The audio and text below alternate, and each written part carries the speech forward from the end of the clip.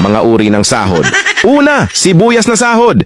Ito yung sahod na kapag hinati-hati mo sa gastusin, mapapaluha ka. Pangalawa, pampapayat na sahod. Ito yung sahod na habang tumatagal, pakonti ng pakonti, ang natitirang pangkain mo.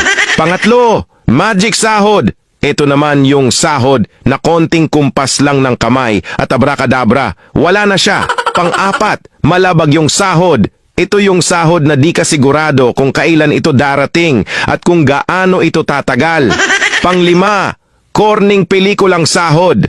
Ito naman yung sahod na tinatawanan mo na lang para di ka mabwisit. Pang-anim, konserbatibong sahod. Ito yung sahod na nakakawala ng inspirasyon. Pang-pito, baog na sahod.